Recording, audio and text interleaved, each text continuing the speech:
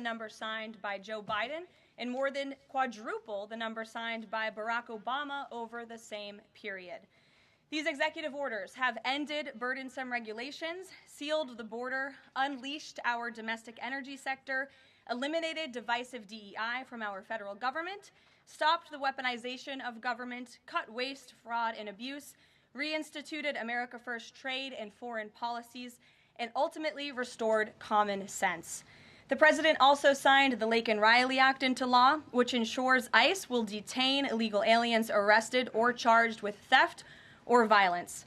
As of today, the Senate has already confirmed 18 cabinet-level nominees, which is more than at this point under the Obama administration in 2009, and more than double the pace of the Biden administration in 2021. And today, we expect Kash Patel to be confirmed as the next director of the FBI. We are proud to announce that the president will host his first official cabinet meeting here at the White House next Wednesday, February 26th. In just 4 weeks, President Trump has already hosted the leaders of Israel, Japan, Jordan, and India. And next Monday, the president will host France's President Emmanuel Macron. And on Thursday, the UK Prime Minister Keir Starmer will visit the White House as well. As you all know, over the past month, the president has taken questions from the press, all of you, nearly every single day, sometimes on multiple different occasions in the same day, on any topic any of you wish to talk about. President Trump set the tone on this approach immediately when he took more than 12 times the questions in his first few hours in office, as Joe Biden did in his entire first week. Yesterday, we hosted a local media row here at the White House with television and radio stations from across the country that reached up to 60 million viewers and listeners. In our ongoing pursuit of transparency on this one-month celebration, I am thrilled to bring 3 of my colleagues and our policy experts here at the White House to further recap this incredible first month of accomplishments in greater detail. We have Deputy Chief of Staff for Policy and Homeland Security Advisor Stephen Miller, the Director of the National Economic Council, Kevin Hassett, and our National Security Advisor, Mike Waltz. I will hand it over to them. They will deliver brief remarks on the accomplishments of this administration in the first month, and then we will open it up to Q&A. When we open up the Q&A portion, I do ask, for the sake of efficiency in this room, that you direct your question to the principal you seek an answer from, and I will call on you in this room. But first, I will let them roll through their remarks, and first up, I'll turn it over to Stephen Miller. Thank you. It's great to be back. And I want to just thank you all for joining today, our one-month celebration of the most historic opening to a presidency in American history. No president comes close to what Donald Trump has achieved over just the last 30 days. He has packed 8 years of transformative action, restoring this nation, restoring our laws, restoring fairness, restoring economic opportunity, restoring national security in just 1 month. No one in this country has ever seen anything like it.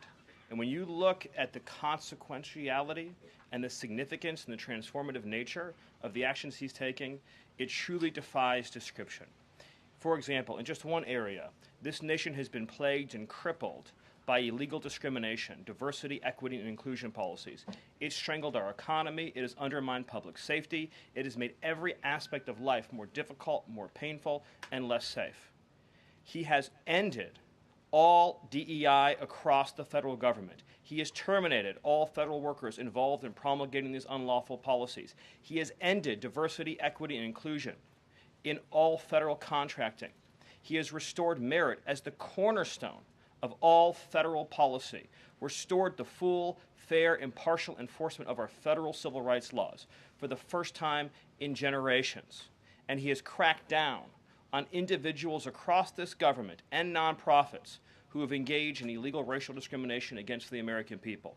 This includes making clear to every educational institution in this country that ending diversity, equity, and inclusion, ending unlawful race discrimination, is a precondition of receiving federal funds.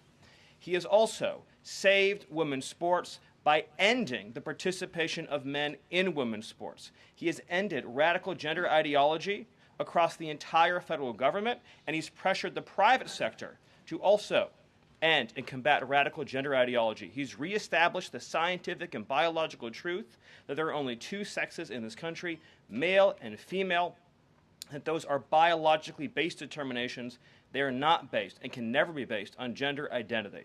That includes rooting out of the Department of Defense all DEI policies, all critical race theory, all gender madness, and once again having a military that is focused solely and exclusively on readiness, preparedness, and lethality. As I'm sure Kevin will talk about more, of course, he has undertaken a historic cost-cutting effort across the federal government, launching the first ever Department of Government Efficiency, uncovering corruption on a scale that we never thought imaginable, terminating every single federal worker that we have found to be engaged in the corruption and theft and the waste of taxpayer dollars, and already saving $50 billion in a single year, which over a 10-year period would be $500 billion. Just think about how vast and enormous that sum is.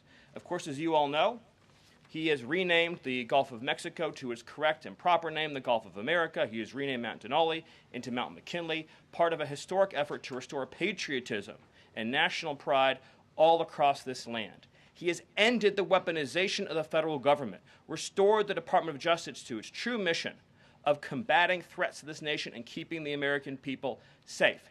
He has ended all federal censorship of free speech. This has been one of the greatest crises that has plagued this nation. Years and years and years of the federal government violating the First Amendment to take away Americans' right of free speech. President Trump has ended that, and he has demanded that all federal workers, all law enforcement, cease any effort to intimidate the rights of Americans or to police their speech. He has also restored the death penalty at the Department of Justice, including for illegal aliens who commit murder, including for those who murder cops, and including for all of those who threaten Americans with heinous acts of violence. The death penalty is back. Law and order is back. The streets are being made safe once again. On the public health front, he has launched the nation's first ever commission, the MAHA Commission, Make America Healthy Again, following the historic confirmation of RFK Jr., to finally uncover the true root causes of the public health crisis in this country, the childhood disease epidemic in this country, the spiraling rates of pediatric cancer, and devastating childhood sickness. He has finally created a situation where the federal health agencies in this country will be focused on preventing disease, on keeping children from getting sick in the first place, not sending them to a lifetime in and out of hospitals, suffering needlessly, when we can find ways to prevent this epidemic of illness. Then, of course, on Homeland Security. Today, it is officially the law of the land, at the conclusion of the congressional notification process, that 6 Mexican cartels and 2 transnational gangs, Tren de Aragua, or TDA, and MS-13, so 8 organizations in total, are now formally designated as foreign terrorist organizations, which means that every single member of those organizations who operates on U.S. soil is now, as a legal matter, a terrorist, and they will be treated as terrorists. This is a sea change in U.S. policy, and this means the Department of Justice and the Department of Homeland Security, along with the rest of U.S. law enforcement and the Department of Defense, are now operating in a legal reality where these cartels are recognized as terrorists. And there will be a whole of government effort to remove these terrorists from our soil and to degrade their ability to threaten or undermine any American security or sovereignty interests. Border crossings, since the day he took office, are down 95%. I think it's almost impossible to even describe the scale and scope of that achievement. President Trump, within days of taking office, cut border crossings 95%. And those few who have dared to cross are being either prosecuted or deported. They're either facing significant jail time for trafficking, smuggling, harboring, aiding, impeding, or they're being immediately removed from our soil. Either way, at the end of the process, they are going home. He's re-implemented Remain in Mexico, and he has obtained historic cooperation from foreign countries all around the world in accepting their deportees back. And he has used the United States military to fully seal the southern border with a historic deployment of both active duty and National Guard troops, resumed the building of infrastructure, he has opened up Guantanamo Bay, and he's using military aircraft to carry out deportations all across this country. And ICE is joining with ATF, DEA, and FBI to carry out the largest deportation operation in American history. The criminals are going home. The border is sealed shut. America is safe, sovereign, proud, and free. We are a nation that everyone in the world understands all across this planet. You do not come here illegally. You will not get in. You will go to jail. You will go home. You will not succeed. This is the biggest and most successful change in any area of law enforcement that this nation has ever seen, and he did it in under 1 month. Thank you. Yes. Well, thank you, Caroline. Thank you, Stephen. One of the things that President Trump cares most about is job creation, and it was about 7 years ago I had the honor of joining you in this room for the first time, and it looks like we've created a lot more jobs in the last month. Look at how many people are here. My estimate is about 180, but I didn't count. So thank you. It's really an honor to be back here. I think that I just want to go over a few things and then hand it off to Mike. The first thing is that the president has told us to prioritize fighting inflation. And he had to do that because, as you know, President Biden let inflation get completely out of control. And he did it with policies that made no sense. They made no sense. A lot of times people say to us, our friends the journalists, why are you doing that? But I like to think, why did they do that? Why did they spend so much money? And then why did the Fed print so much money so that we had inflation as high as we've ever seen since Jimmy Carter? So why did they do that? So we're addressing inflation. We didn't have to address it in the first term because it was always in the ones, almost always. But we're going to get it back there. And how are we doing it? Well, we're doing it with a plan that President Trump and I and others have talked about in the Oval that involves like every level of fighting inflation. First, the macroeconomic level. We're cutting spending. We're cutting spending in negotiations with people on the Hill. We're cutting spending with the advice of our IT consultant, Elon Musk. And then we're also looking into supply side things, like restoring Trump's tax cuts, maybe even expensing new factories so that there's an explosion of supply. If you have an explosion of supply and a reduction in government demand, then inflation goes way down. And then one of the things that you want to say is, well, when are you going to see it? Well, the first thing that you'll see when the markets believe that we're going to get inflation under control is that the 10-year Treasury rate goes down, because that's how they think about future expected inflation.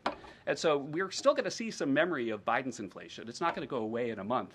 But the 10-year Treasury before the last consumer price index had dropped about 40 basis points. 40 basis points because markets were optimistic about our ability to fight inflation. 40 basis points is kind of not a fun thing to say. Economists talk that way. I apologize. But the way to think about it is, for a typical mortgage, if that affects the mortgage rate, then it's going to save a typical family buying a house about $1,000 a year. And that's just in our first month. Okay. The second thing we've done is we've had a lot of trade talks. In fact, I was just meeting a minister from Mexico with Howard Lutnick just a couple of hours ago. And we're talking about reciprocal trade, and we're also talking about the fentanyl crisis. And so reciprocal trade is about our government treating other governments the way they treat us. We want trade to be fair. It turns out that Americans have been disadvantaged by foreign governments over and over, and President Trump wants it to stop. And the fact that struck me as most noticeable when I started to look at what President Trump was asking us to do is that last year we have data, U.S. companies paid $370 billion in taxes to foreign governments. $370 billion.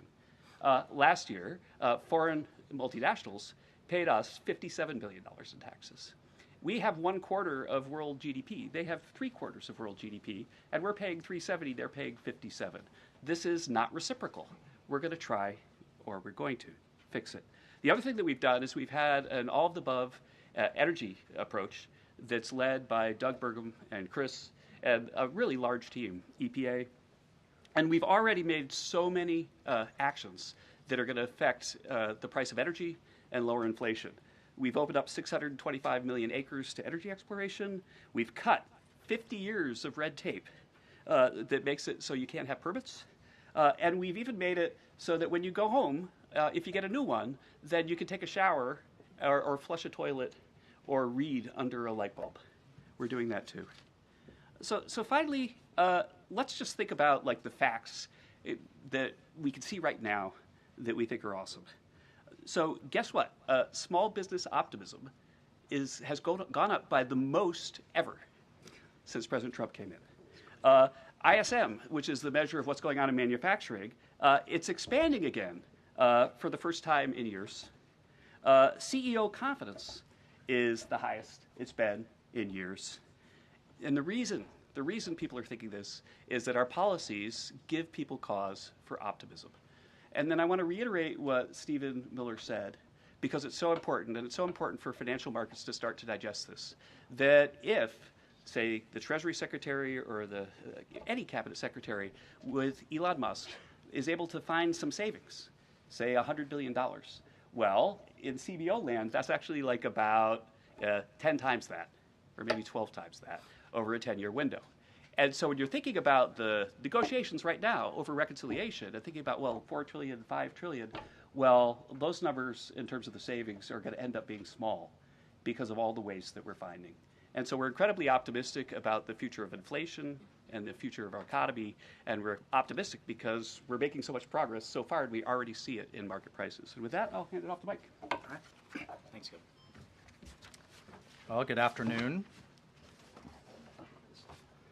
What a month, and what a sea change in our foreign policy. In addition to what we're doing on the border and restoring American sovereignty, in addition to what we're doing in our economy and the job creation and the inflation reduction, we are bringing the world back to where it was at the end of President Trump's first term, which is a world of peace, prosperity, and looking forward and getting us out of the chaos that we've just seen over the last 4 years. So over the last month, just to name a few, I had the honor of sitting in the Oval Office as President Trump spoke with President Putin, and then immediately spoke with President Zelenskyy, and both of them said only President Trump could bring both sides to the table, and only President Trump could stop the horrific fighting that has been going on now for the better part of 4 years,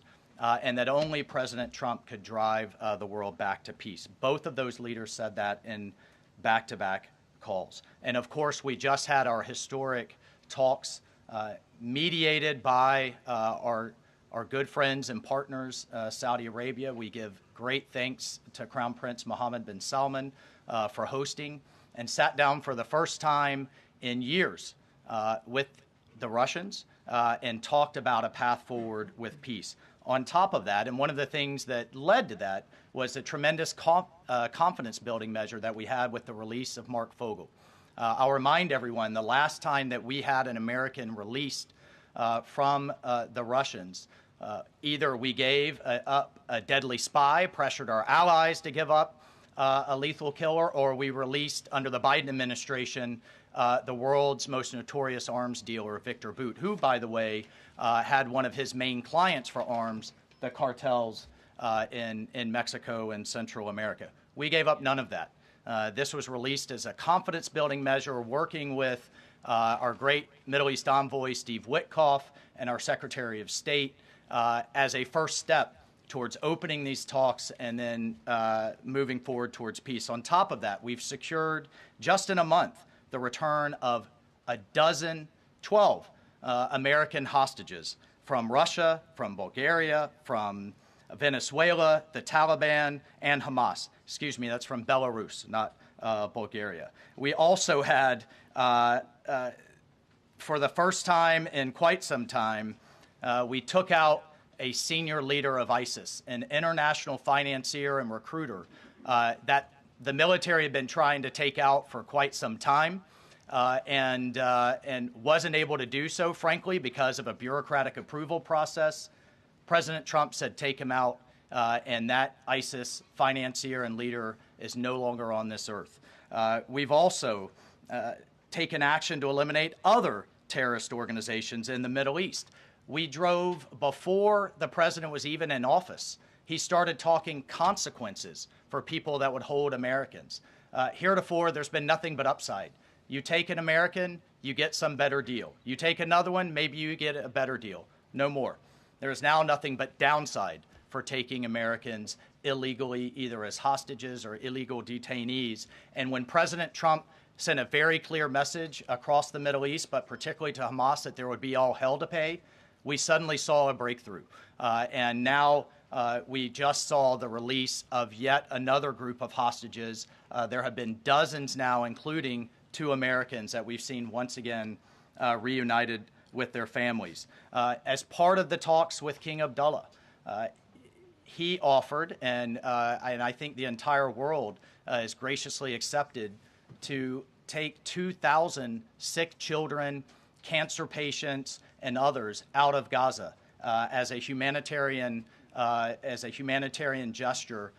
2,000 Gazans will come out of that hellhole that it is, that wasteland that Gaza is right now, with unexploded ordnance, with debris everywhere, with no sewage, with no water. And President Trump has put forward a plan to deal with the practical reality that is 1.8 million Gazans now truly suffering.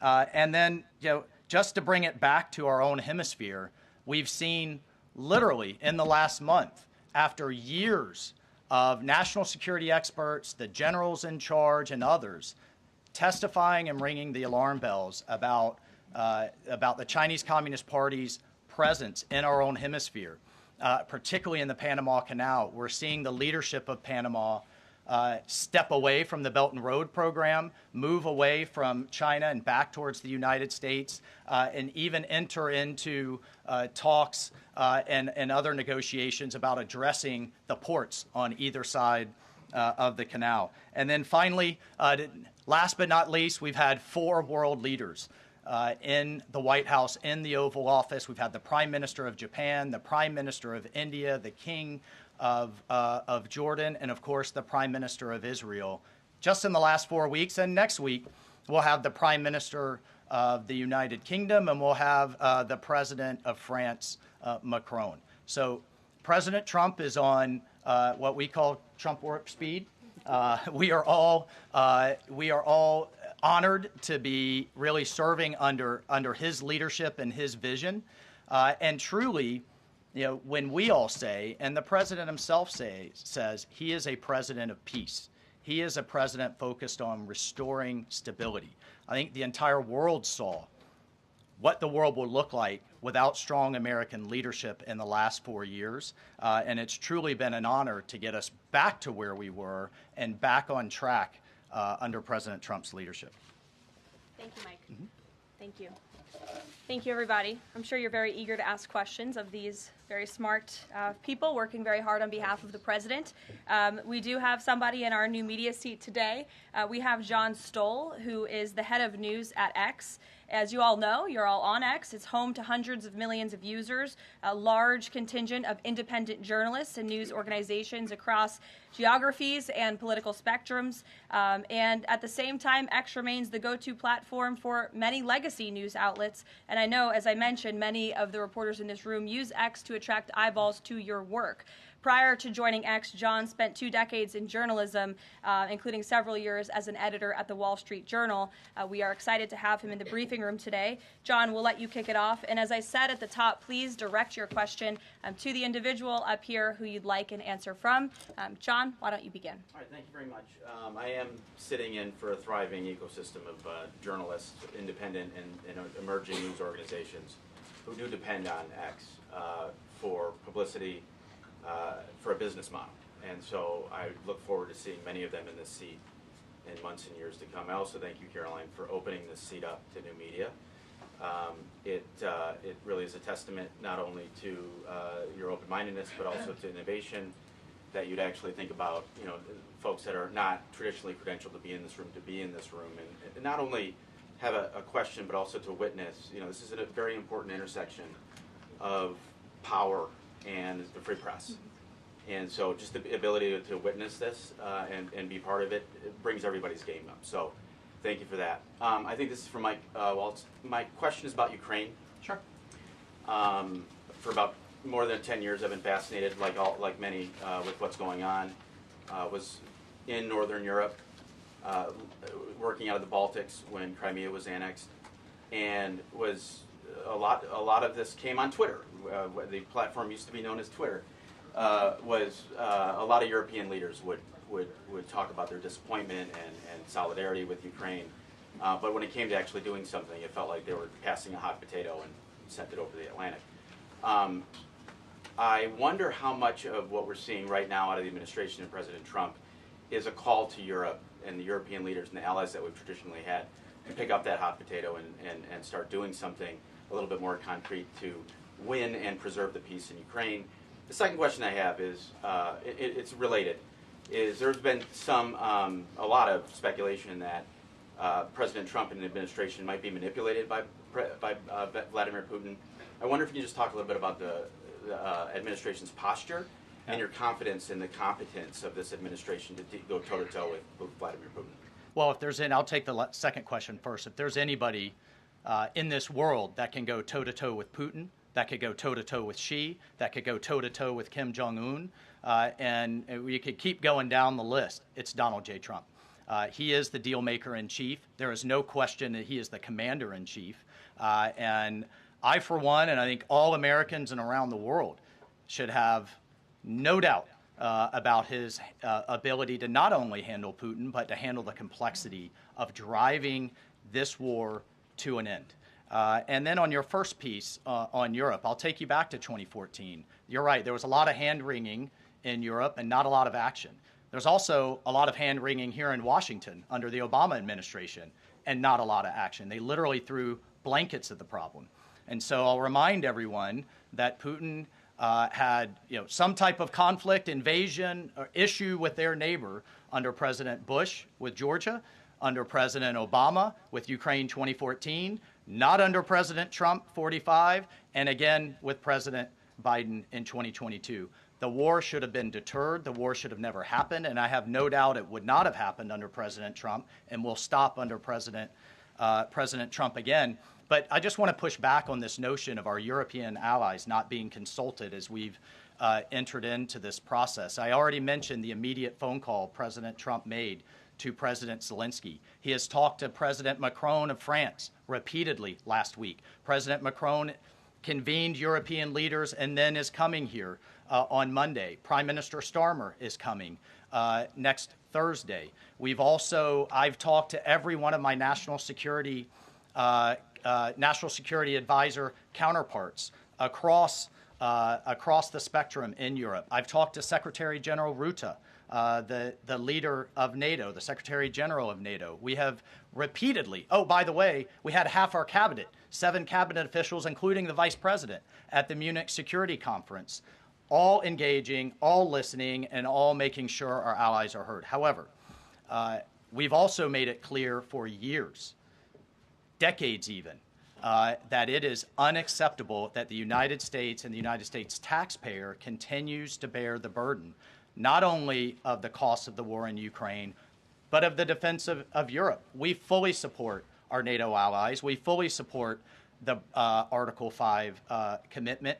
But it's time for our European allies to step up. And one of the things that Secretary General Rutte said on our call was, this last couple of weeks have been a real wake-up call. And I asked him, what have you been missing the last couple of years? The fact that we are going to enter into a NATO summit this June with a third of our NATO allies still not meeting the 2% minimum, a commitment they made a decade ago, literally a decade ago, with a war on their doorstep, the largest war that they're all extremely concerned about, but yet it's, well, somebody else needs to pay. We've got other domestic priorities. It's unacceptable. President Trump's made that clear. And the minimum needs to be met. We need to be at 100% in this June at the NATO summit. And then let's talk about exceeding it, which is what President Trump has been talking about with 5% of GDP. Europe needs to step up for their own defense as a partner, and we can be friends and allies and have those tough conversations. Great. Peter. Thank you, Caroline. I have a Ukraine one and a Doge one. Who can talk Doge? Stephen. All of us. Well, so Stephen, we're hearing about these Doge dividend checks that would be 20% back to taxpayers, 20% to pay down the debt. 60% is left. Who gets that? Well, the way that it works is when you achieve savings, you can either return it to taxpayers, you can return it to our debtors, or it can be cycled into next year's budget, and then it just lowers the overall baseline for next year. So in other words, you can just transfer it into the next fiscal window and then lower the overall spending level. And that means that you can achieve a permanent savings that way, and that reduces the deficit. And when is it that people might see those checks? Well, this is all going to be worked on through the reconciliation process with Congress that's going underway right now. As you've seen, the Senate's moving a bill, the House is moving a bill. The President has great confidence in both chambers to deliver on his priorities. I would just take this opportunity to note that President Trump has made a historic commitment to the working class of this country to fight for major tax relief and major price relief. And cutting spending, as DOJ is doing, and cutting taxes is the key to delivering on both of those promises, and President Trump is resolutely committed to doing both. Thank you. And on Ukraine, I guess this is for Mike. Sure. After the president's post on Truth Social yesterday, need to know, who does he think is more responsible for the Russian invasion of Ukraine, Putin or Zelenskyy? Well, look, his goal, Peter, is to bring this war to an end, period. And there has been ongoing fighting on both sides. It is World War I style trench warfare. His frustration with President Zelenskyy is that you've heard is multifold. One, there needs to be a deep appreciation for what the American people, what the American taxpayer, what President Trump did in his first term, and what we've done since. So some of the rhetoric coming out of Kyiv, frankly, and insults to President Trump were unacceptable, number one. Number two, our own Secretary of Treasury personally made the trip to offer the Ukrainians what can only be described as a historic opportunity. That is for America to co-invest with Ukraine in their minerals, in their resources, to truly grow the pie. So case in point, there's a foundry that processes aluminum in Ukraine. It's been damaged. It's not at its current capacity. If that is restored, it would account for America's entire imports of aluminum for an entire year. That one foundry. There are tremendous resources there. Not only is that long-term security for Ukraine, not only do we help them grow the pie with investments, but we do have an obligation to the American taxpayer in helping them recoup the hundreds of billions that have occurred. So, rather than enter into some constructive conversations about what that deal should be going forward, we got a lot of rhetoric in the media that was incredibly unfortunate. And I could just tell you, Peter, as a veteran, as somebody who's been in combat, this war is horrific. And I think we've lost sight of that, of the literally thousands of people that are dying a day, families that are going without the next generation. And I find it kind of, frankly ridiculous. So many people in Washington that were just pounding the table for a ceasefire in Gaza are suddenly aghast that the president would demand one and both sides come to the table when it comes to Ukraine, a war that has been arguably far greater in scope and scale, and far more dangerous in terms of global escalation to U.S. security. And I do have one for Karoline. Does President Trump have a bet with Trudeau about this USA-Canada hockey game tonight? And when there is a big hockey game on, is the president watching for the goals or for the fights? Probably both. I think he's watching for the United States to win tonight. I know he talked to the USA hockey team this morning. He talked to the players after their morning practice around 10 o'clock. And I also spoke to some folks from that team after. They were jubilant over President Trump's comments to the team. I believe they're going to put out a video of that call. So he looks forward to watching the game tonight, and we look forward to the United States beating our soon-to-be 51st state, Canada. Bloomberg, go ahead. My question is for Mike Waltz. Can you give us a readout of Kellogg's meeting with Zelenskyy that just wrapped up? And in particular, Zelenskyy publicly rejected this deal about the rare earth minerals. Where does that stand? Well, we're going to continue to have, he needs to come back to the table, and we're going to continue to have discussions about where that deal is going. Again, we have an obligation to the taxpayer. I think this is an opportunity. The president thinks this is an opportunity for Ukraine going forward. There can be, in my view, nothing better for Ukraine's future and for their security than to have the United States invested in their prosperity long term. And then a key piece of this has also been security guarantees. Look, the reality that we're talking about here is it in Ukraine's interest? Is it in Europe's interest? It certainly isn't in Russia's interest or in the American people's interest for this war to grind on forever and ever and ever. So a key part of his conversation was helping President Zelenskyy understand this war needs to come to an end. This kind of open-ended mantra that we've had under the Biden administration, that's over. And I think a lot of people are having a hard time accepting that. And then the other piece is there's been discussions from Prime Minister Starmer and also President Macron about European-led security guarantees. We welcome that. We've been asking Europe to step up and secure its own prosperity, safety, and security. So we certainly welcome that, and we certainly welcome more European assistance. As I told my counterparts, come to the table with more if you want a bigger seat at the table. And we've been asking for that for quite some time. And has Russia pushed for sanctions in your talks with them? And have you consulted with international partners and allies about potentially rolling back sanctions in these negotiations to end the war? The talks with our Russian counterparts, both with my counterpart, the National Security Advisor, Secretary Rubio's counterpart, the Foreign Minister Lavrov, it really was quite broad, focused on what is the goals for our broader relationship, but very clear that the fighting has to stop to get to any of those brighter goals. And as a first step, we're just going to do some common sense things like restore the ability of both of our embassies to function. And again, this is common sense in foreign policy world. They call it shuttle diplomacy. We have to talk to both sides in order to get to both sides to the table, and both sides have said only President Trump could do that. Deanna.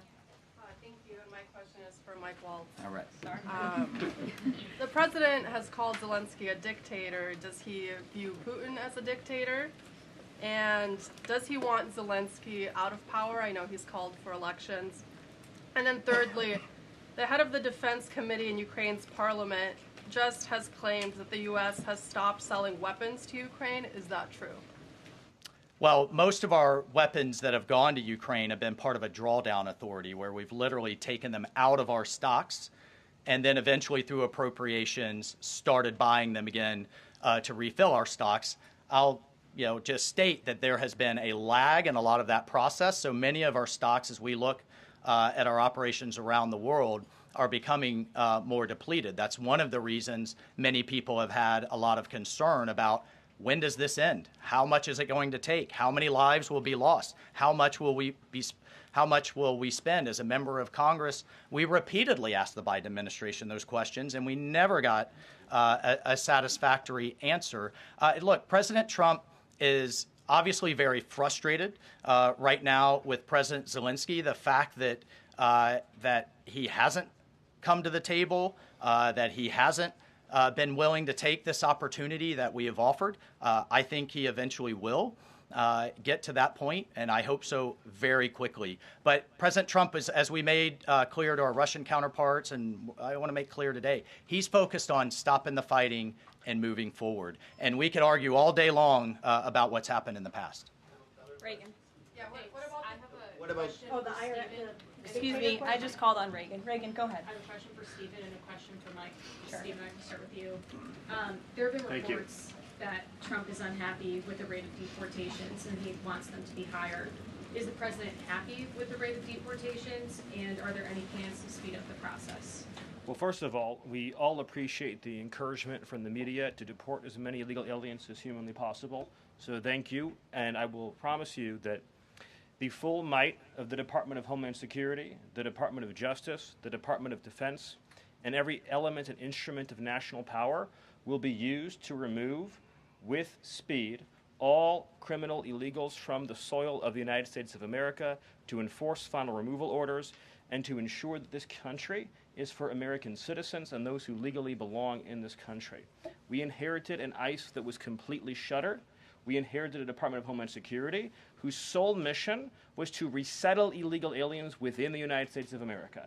In 30 days, The president sealed the border shut, declared the cartels to be terrorist organizations, has increased ICE deportations to levels not seen in decades, and we are shortly on the verge of achieving a pace and speed of deportations this country has never before seen. Thank you. And Mike, there have been reports that there's some underground opposition to Trump's pick for Undersecretary of Defense and Policy, Elbridge Colby. Have you or anyone from the administration been personally lobbying senators to support Elbridge Colby? Look, I've worked with Colby in the past. He has the president's full support to be the Undersecretary of Policy, which will be a critical policy arm for Secretary Hegseth going forward that will implement a lot of these policies. And really, that's been to the extent of it. I think there's been a lot of kind of, breathless, back and forth in the press. But we're full speed ahead to get the president's team in place so we can implement his America First policy. Thank you. Mike has spoken pretty extensively. Does anybody have questions for Stephen or for Mr. Hassett? Nobody wants to talk about the economy? Sure. IRS? Okay, go ahead. This would be for either one of you. So we reported, several other outlets have reported that about 3,500 people are due to be lose their jobs at the IRS by the end of the week. If the goal of these spending cuts across the federal government has been to reduce the debt, why impose some of the deepest cuts we've seen so far at the agency responsible for raising revenue for the federal government? Well, I think our objective is to make sure that the employees that we pay are being productive and effective. And there are many, more than 100,000 people working to collect taxes, and not all of them are fully occupied. And the Treasury Secretary is studying the matter and feels like 3,500 is a small number, and probably can get bigger, especially as we improve the IT at the IRS. And so I think that it's absolutely something that is on the table for good reasons. And the point is that don't just talk about the IRS, talk about all of government. That there are so many places. I live in D.C. You maybe live in D.C. where nobody's going to the buildings. People aren't commuting because nobody's doing their job. We look back and we see that there are all these people doing 2 jobs while they're getting a government payroll on the payroll. So the point is we're fixing that, and the IRS is a small part of that picture. So you're saying that everybody who's being let go was doing a bad job?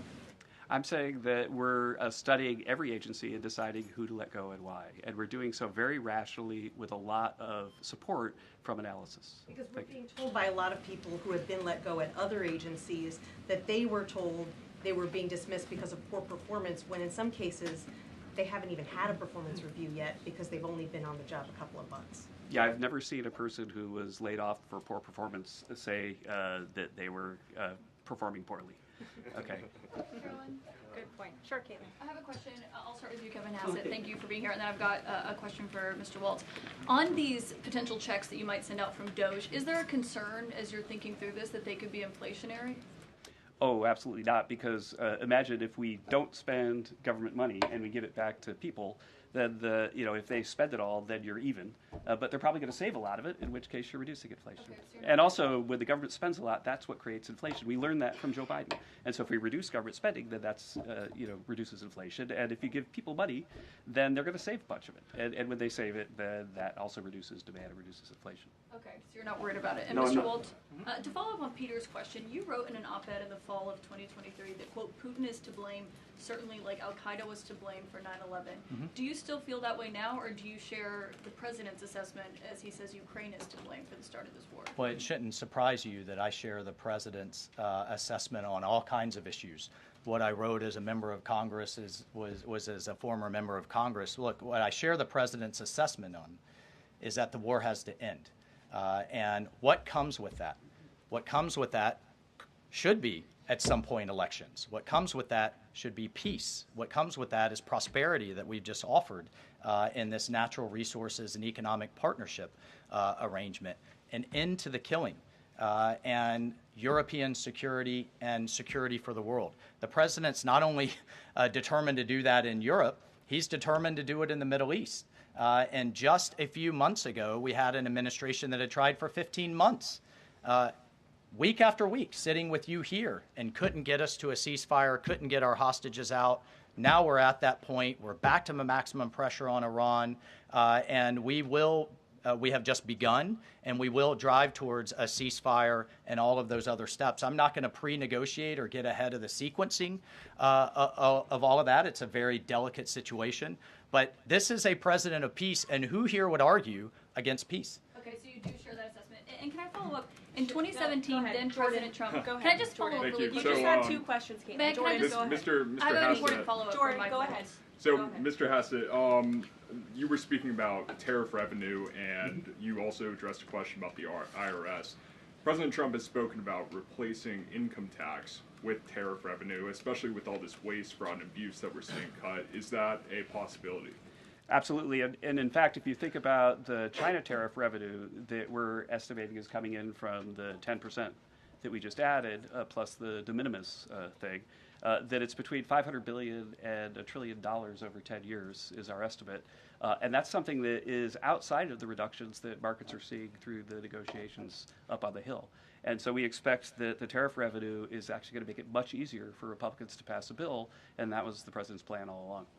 And then I have a question for Stephen Miller about Doge. So you spoke about Doge. You said roughly $50 billion is set to be cut in a year of waste, fraud, and abuse by unelected bureaucrats. We're hearing this ironic narrative from the president's critics and the left-wing media that Elon Musk is an unelected bureaucrat and he's doing all this terrible stuff. Isn't one of Doge's objectives to get rid of the federal bureaucracy, the deep state, and also who was running the White House when Joe Biden was in office? Because I don't know a single person who believes it was Joe Biden. You're tempting me to say some very harsh things about some of our media friends. Yes, it is true that many of the people in this room for 4 years failed to cover the fact that Joe Biden was mentally incompetent and was not running the country. It is also true that many people in this room who have used this talking point that Elon is not elected fail to understand how government works. So I'm glad for the opportunity for a brief civics lesson. A president is elected by the whole American people. He's the only official in the entire government that is elected by the entire nation, right? Judges are appointed, members of Congress are elected at the district or state level. Just one man. And the Constitution, Article 2, has a clause known as the vesting clause, and it says the executive power shall be vested in a president, singular. The whole will of democracy is imbued into the elected president. That president then appoints staff to then impose that democratic will onto the government. The threat to democracy, indeed the existential threat to democracy, is the unelected bureaucracy of lifetime tenured civil servants who believe they answer to no one, who believe they can do whatever they want without consequence, who believe they can set their own agenda no matter what Americans vote for. So Americans vote for radical FBI reform, and FBI agents say they don't want to change. Or Americans vote for radical reform on our energy policies, but EPA bureaucrats say they don't want to change. Or Americans vote to end DEI, racist DEI policies, and lawyers at the Department of Justice say they don't want to change. What President Trump is doing is he is removing federal bureaucrats who are defying democracy by failing to implement his lawful orders, which are the will of the whole American people. Thank you.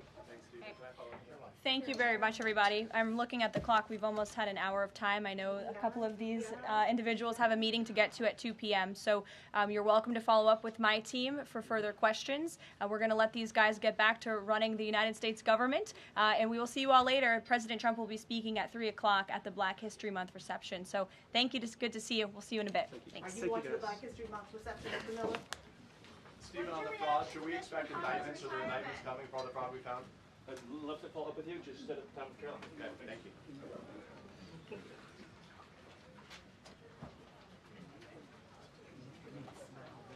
When I say DBI.